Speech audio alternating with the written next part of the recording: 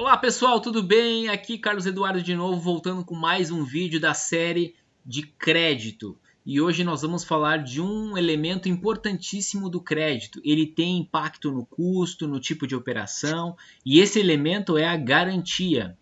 Então eu tô aqui com o Herculano, de novo com a gente nesse vídeo. Tudo bem, Herculano? Tudo bem, Eduardo? Tudo bem? Bom dia, boa tarde, boa noite. Tudo bem, então tá bom. Tudo. A gente nem sabe mais em que parte do dia que a gente tá, né? A gente tá fazendo tanto vídeo que tá uma loucura. Então, Os nossos amigos aí devem, estar olhando num período desse, de manhã, de tarde ou de noite, né? Então, qualquer um deles serve. é Ah, isso aí. esqueci da madrugada, pode ser que tenha alguém na madrugada olhando também, né? Madrugada. Eu olho vídeos de madrugada também. Mas então, Eu já não olho mais, não.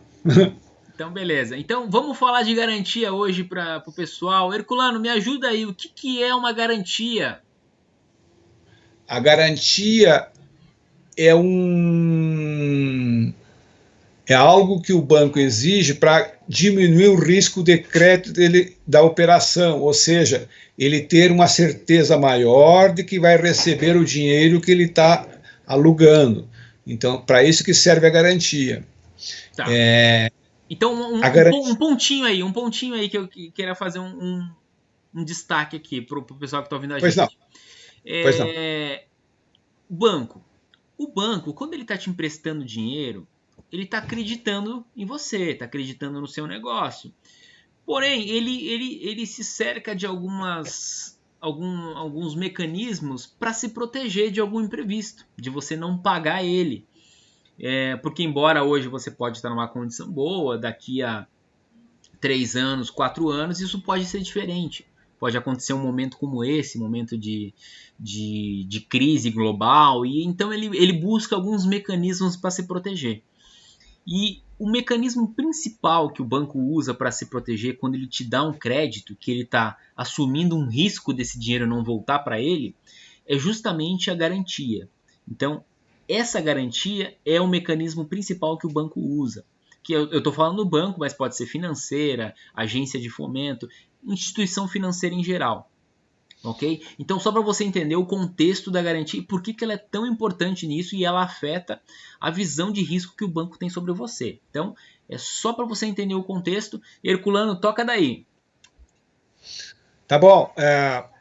Nós temos aí basicamente dois tipos de garantias, né? Que são as reais e as pessoais, né? A gente costuma dividir aí em dois grupos. Essa garantia, ela está, além do que o Eduardo estava comentando, ela é derivada de dois aspectos. Um é esse para reduzir o crédito, para ter uma certeza maior, e outra para cobrir o que você tenha de reciprocidade. Explicando.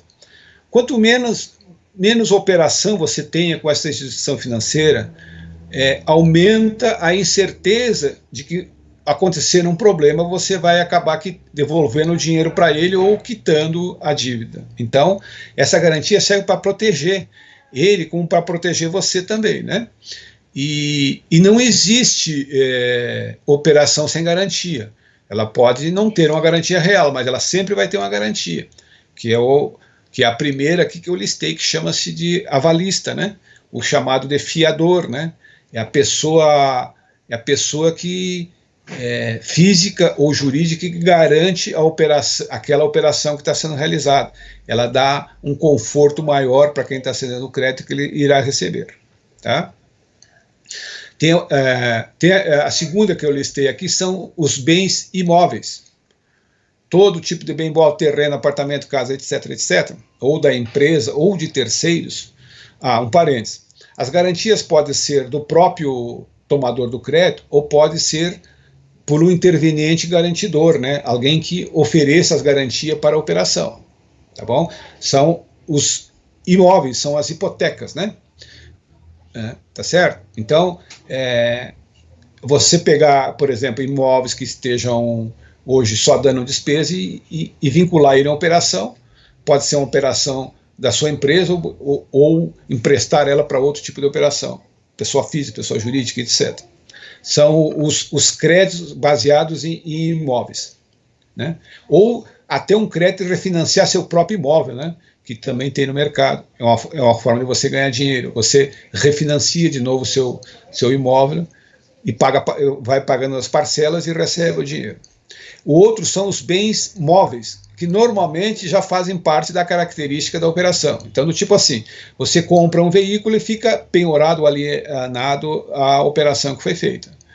Máquinas é a mesma coisa, equipamentos é a mesma coisa, né? Então, dependendo da operação, já fica o próprio bem garantindo a operação, né? Aí são as operações mais tradicionais, os leasings, né?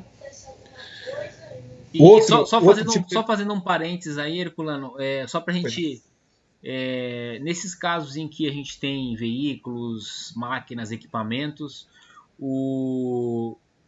esses bens eles ficam alienados à operação, tá? Então existe um contrato de alienação e esses bens ficam vinculados dessa forma, tá? Só para a gente manter aqui a nomenclatura padrão que você vai encontrar. O Herculano acabou falando ali penhorado, mas penhorado é mais quando é numa outra esfera de processo judicial, que eventualmente o banco pode penhorar um imóvel, pode penhorar um bem em função de uma disputa judicial em algum tipo de cobrança.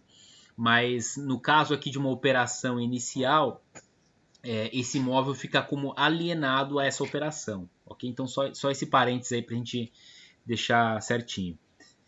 E aí, seguindo nisso, acho que temos agora os recebíveis, né, Herculano? São os recebíveis, que também é uma garantia real, né, que fica vinculado à operação, né? Aí temos as duplicatas, né, que você tem a receber, você dá em garantia da operação, e quando elas são recebidas, elas são utilizadas para quitar a operação, né? Os boletos bancários que você tenha, né, que chama as cobranças vinculadas a um contrato, o cartão via as maquininhas, né, os adquirentes, você recebe ela a prazo e ele fica como garantia da operação, se ele tem uma operação de antecipação de recebíveis. Tudo bem? Outra garantia, nós temos as aplicações financeiras diversas, né?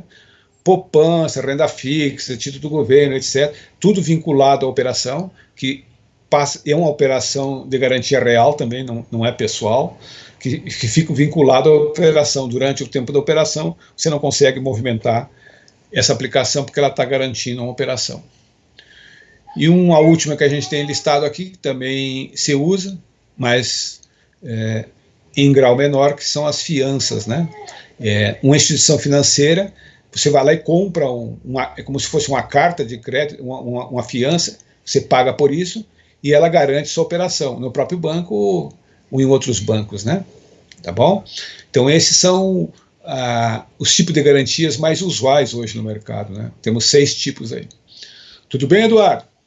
Tudo bem. E eu só queria acrescentar que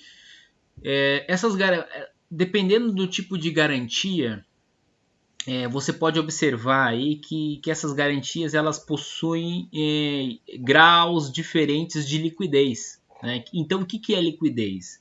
Liquidez é a facilidade de você transformar um bem em dinheiro, né? Então, quanto mais fácil você transformar um bem em dinheiro, mais liquidez ele tem. Então, vender uma máquina é mais fácil do que vender um imóvel. Então, vender a máquina tem mais liquidez que o imóvel, seguindo nessa linha. E os bancos, eles possuem apetites diferentes para determinados tipos de garantia, em função aí da liquidez e em função também da tradição, né? Então, no nosso país, os bancos eles gostam muito de garantias imobiliárias. Eles gostam de terrenos, eles gostam de imóveis construídos, por conta de uma tradição e também por conta de um risco, né? Porque quando ele tem um bem imóvel como garantidor, o próprio nome do bem já diz o risco que está embutido, né? Um bem móvel. Então, ele usa um bem que é móvel como garantia e quando ele precisa dessa garantia, o bem não está mais no lugar onde ele achava que estava. Então, ele acaba não tendo uma preferência por esse tipo de garantia. As garantias imóveis, geralmente, elas não têm esse risco embutido. Ela tende a permanecer no mesmo lugar desde o início. Então, os bancos acabam tendo mais apetite por esse tipo de garantia. Outro tipo de garantia que os bancos acabam tendo um apetite maior também, e isso acaba influenciando numa taxa de juros mais atrativa para o tomador do crédito, é a questão das aplicações financeiras. Porque, geralmente, essa aplicação financeira é feita com o próprio banco, né, e ela fica retida até que essa operação ela se liquide. Então esse é um segundo ponto de garantia muito bem vista pelos bancos. E a terceira, que a gente pode incluir aí na categoria das preferidas, seriam os recebíveis. Seriam os recebíveis. Recebível de duplicatas, recebíveis de cartão de crédito, recebíveis até de contrato. Então essas são as preferidas. As menos preferidas, eu diria que são as garantias pessoais, né? As garantias onde uma pessoa apenas entra como garantidor, como um avalista dessa operação, né? E os bens móveis, como eu citei logo no início, que seriam máquinas, equipamentos, tratores, enfim, coisas desse tipo. Ok? Então esse seria mais ou menos a forma com que as instituições financeiras elas analisam essas garantias e definem as suas preferências por elas. Ok, então é isso, Herculano. Mais algum ponto em relação a garantias que a gente possa compartilhar aqui com o pessoal? Não, acho que é isso aí, Eduardo, tá tudo certo. Muito bem, gente. Obrigado pela oportunidade. Legal, então com isso a gente avança com mais um vídeo na nossa série de vídeos sobre crédito. A essa altura nós já temos alguns vídeos sobre esse tema, falando sobre finalidades de crédito, falando sobre custos de operação de crédito, falando sobre garantias, como esse vídeo, e falando sobre os elementos do crédito, ok? Então, se você tiver alguma dúvida relacionada a esse tema, que a gente não tenha coberto nesses vídeos também, manda para a gente tem o prazer de te ajudar a resolver essas questões. Se você está procurando crédito nesse momento também e precisa de alguma orientação, manda mensagem para a gente, que a gente vai te ajudar com isso. Ok? Muito obrigado, a gente fica por aqui, um grande abraço e até o próximo vídeo. Tchau, tchau. Tchau.